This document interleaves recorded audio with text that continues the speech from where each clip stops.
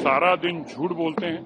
पहले कहते हैं हाइड्रोजन बम आएगा, ये क्या इसको हाइड्रोजन बम बोलते हैं, फिर कहते हैं नहीं यार मेरा बम तो फुस हो गया।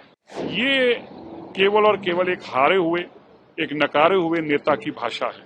अपनी हार के पीछे इतने लोगों को कटघरे में खड़ना, इतने लोगों को अगर एक ही बात कह देते कि भाइयों आपने मुझे हरा दिया है, मुझे फिर मौका देना, मैं अच्छे काम करूंगा, मेरी पार्टी अच्छे काम करेगी, गलती है तो माफ कर दो।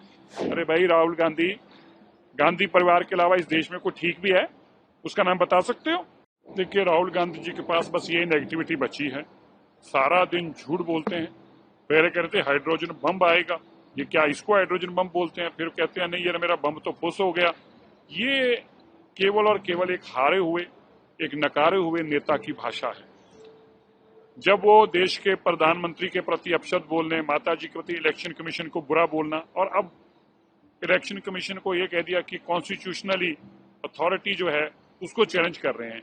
अपनी हार के पीछे इतने लोगों को कटघरे में खड़ना, इतने लोगों को अगर एक ही बात कह देते कि भाइयों आपने मुझे हरा दिया है, मुझे फिर मौका देना, मैं अच्छे काम करूंगा, मेरी पार्टी अच्छे काम करेगी, गलती है तो माफ कर दो, इसी से ही काम चल जाता।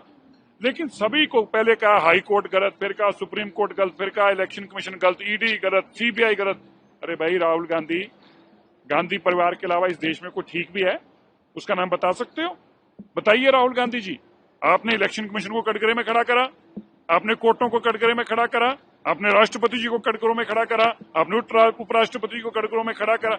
आपके अलावा इस देश में सभी गलत हैं और ठीक कौन है? जो हाइड्रोजन बम फेंकते हैं। क्या यार ये मानसिकता राजनेताओं की सोच है? ये किसी भी जिस आदमी के मन में भावना सेवा किया वो ऐसी भावनाओं से बातें नहीं करता। इससे बताता है कि अभी भी वो ओछी राजनीति में यकीन करते हैं। सर ज्ञानेश कुमार को टारगेट करके वो ये कह रहे हैं कि वो कर्नाटक सीआईडी को नहीं बता रहे कि ये कैसे हो रहा है। उनका कहना है कि केवल कांग्रेस के वोटों को ही डिलीट किया जा रहा है। अब तक कांग्रेस को किया गया तो कर्नाटक में सरकार कैसे बन गई? आप एक बताइए। बार बार उनकी एक ही बातें जो हैं, क्या उनकी सरकारें पहले नहीं रही देश भर के अंदर? क्या हिमाचल में उनकी सरकार नहीं बनी? अब पंजाब में आम आदमी पार्टी की सरकार बन गई, दिल्ली में भाजपा की सरकार बन गई, राजस्थान में भाजपा की सरकार बन गई। कर्नाटका के अंदर जो वोटें अगर आपकी डिलीट कर दी, अगर इलेक्शन कमीशन ने आपके साथ जाती की और कांग्रेस के बूथों की वोटें हटा दी थी, तो फिर किसकी वोटों से आप चीफ मिनिस्टर बने हैं? किसकी वोटों से वहां पे सरकार बनी? इसका मतलब वहां की सरकार अनकॉन्स्टिट्यूशनल है, इसका मतलब सरकार गलत बनी हुई है। ये सारा का सारा केवल अरविंद केजरीवाल जी हो, राहुल गांधी जी हो, ये विरोधी जो मिलकर जब हार जाते हैं तो अपनी हार को मानने की बजाय कभी इलेक्शन कमीशन के सिर पर फोड़ते हैं और कभी ईवीएम के सिर पर। अभी एक बात नहीं, प्रूफ तो है उनके पास, ईवीएम का भी प्रूफ था। और अगर ईवीएम ही हैक थी तो फिर वोट काटने का स्थिति कहां थी? तो ईवीएम वाली कहां गई? जो उनके ईवीएम के प्रूफ होते थे कहां गए? क्योंकि ईवीएम से आजकल बोलना बंद कर दिया। पहले तो कहते थे ईवीएम हैक कर लेते हैं।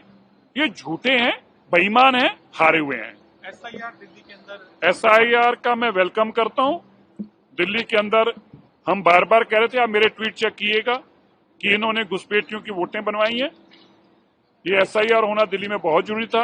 अब देखना हजारों की तादाद में जो घुसपैठी है, जिनके ऊपर आम आदमी पार्टी का विश्वास था, दिल्ली के लोग वोट नहीं डालेंगे क्योंकि बेईमान थे, लुटेरे थे। लेकिन घुसपैठियों को 10-10 हजार रुपया महीना देकर उनकी वोटें बनवाई, उनकी वोटों के सिर पर सरकार बनाना चाहते थे। अब एसआईआर में ये सारे तथ्य सामने आ जाएंगे।